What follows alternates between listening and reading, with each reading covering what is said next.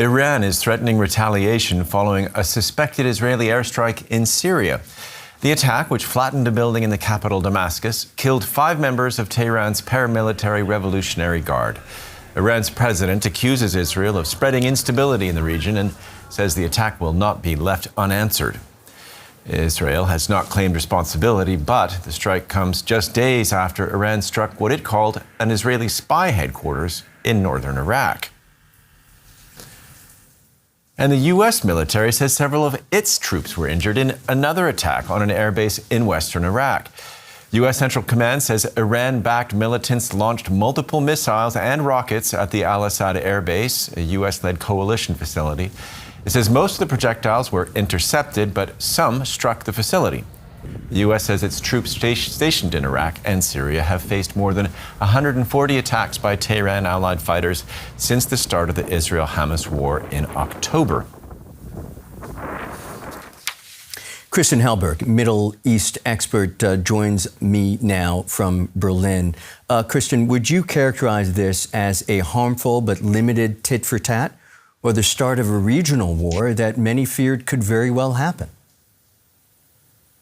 Well, actually, we are seeing that this war in Gaza has been spilling over, as it is an old conflict that has been going on for decades between Israel and its so-called axis of resistance on one side, and Iran and its so-called axis of resistance on one side, and Israel and the US on the other side. So what has happened after October 7th is that as Hamas considers itself to be a member of this axis of resistance, every other militia would jump in trying to help and step up pressure in Israel. So this is what has been happening in southern Lebanon by HEZBOLLAH. We have seen this with the Houthi militias that are attacking naval ships in the Red Sea. And we have been seeing this looking at the Iranian-backed militias in Iraq and Syria that have been attacking US troops in northern Iraq and northeast Syria and have tried to attack Israeli targets. So everybody's trying to portray himself as a strong supporter of the Palestinian cause, while at the same time they are trying to avoid a full-blown war. It's more an exchange of fire, portraying oneself as being determined without getting into a direct confrontation between Israel and Iran, or even the US and Iran. And just so our viewers can have some levels of understanding here and nuance, let's focus on Syria for a moment. Why are members of the Iranian Revolutionary Guard in Syria in the first place? Iran is a long-standing ally of the Syrian regime, and we should not forget that it was Iranian militias on the ground that, together with the Russian Air Force, helped to save Bashar al-Assad. I mean, they kept him in power. So Iran used the last few years to build up a military presence in Syria, which is something that Israel considers to be an existential threat, because Syria and Israel are sharing a border, the Golan Heights. The Golan Heights are occupied by Israel. So Syria and Israel are in a war, in a state of war officially. So this is why Israel has continuously attacked Iranian targets inside Syria, which were usually military facilities, the airport of Damascus, the airport in Aleppo, the transportation, because all the weapons that are going to HEZBOLLAH in Lebanon has to cross through Syria.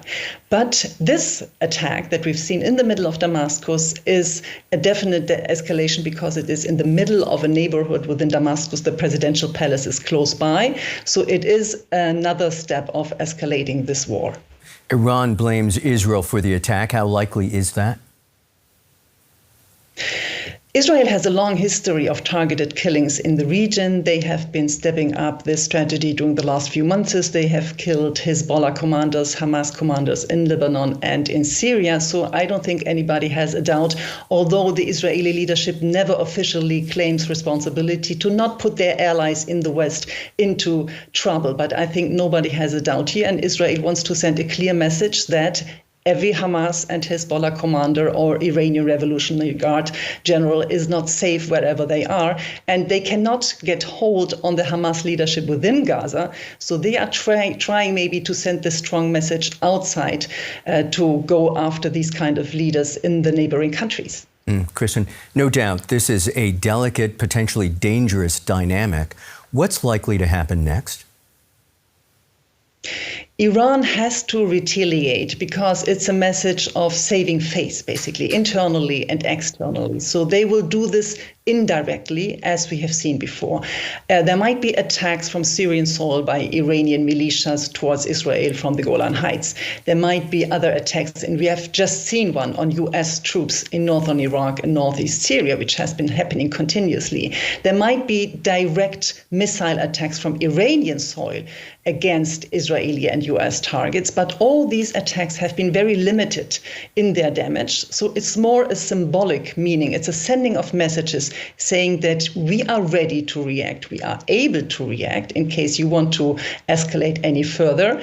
But I don't see a strong interest neither by Iran nor by Israel or the US to get into a full-blown regional war at this time. The only group that would be interested is Hamas. But we have seen at the same time that all these attacks are limited so that they will not cause a major or at least direct confrontation. Iran wants to build up its nuclear potential before getting into this direct confrontation, and they have not finished so far. That's Middle East expert Kristen Hellberg. Many, many thanks for your insights. Thanks to you. And to try to understand all this, let's welcome Amnon Aran, a professor of international politics of the Middle East at City University of London. Sir, we have airstrikes in Iraq, Syria, which we just mentioned, but also Lebanon and Yemen recently. Is there a risk of a regional war, do you think? I think there is certainly a risk for a regional war. At this point, we're seeing that most of the players involved, Iran, Israel, the United States, Iran's proxies, HEZBOLLAH and the HOUTIS, are trying to keep the conflict underneath the threshold of a full-blown war. However, if we look at the trajectory over the last month, we've seen that the conflict has inched closer to a regional war than backing away from it. So we're not there yet, but the danger is considerable. And there's been a split, as you know better than I, between Israel and the United States on the future of Gaza and the two-state solution, with Joe Biden and Prime Minister Netanyahu not seeing eye to eye at all. Is that disagreement feeding into the overall regional tension somehow? I'm not sure it's feeding into the regional tension at the moment, but certainly it is a major flashpoint between the United States and Israel, and it is definitely making it more difficult for Israel to achieve its war goals, despite the use of really devastating military force by Israel, very, very large amounts of ammunition and so on. It is difficult to see what strategic goals the Israelis have achieved so far. And there is growing criticism within Israel that without a clear vision for the day after, as it is called there, it will be difficult to translate the military maneuver into successful political aims, certainly the ones that were self-proclaimed by the Israeli war cabinet. And what space is there left for diplomacy now? It feels like things have gotten very military and tit for tat and escalating. Yes, I think there is still room for diplomacy. The United States and France are trying to find some kind of resolution for the ongoing skirmishes on the Israeli-Lebanese border, some sort of deal which will involve Israel and HEZBOLLAH finding some middle ground, and HEZBOLLAH forces being withdrawn to an agreed point north of the Israeli border, and Israel in return agreeing to some sort of concessions on the Israeli-Lebanese border.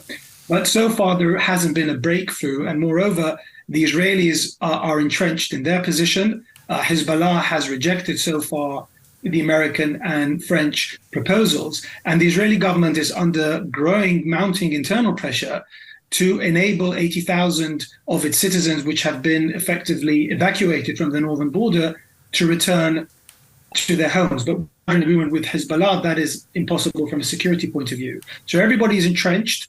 Everybody, I think, is looking for who will, if you like, flinch first. There is still some room for diplomacy, but the space is being reduced.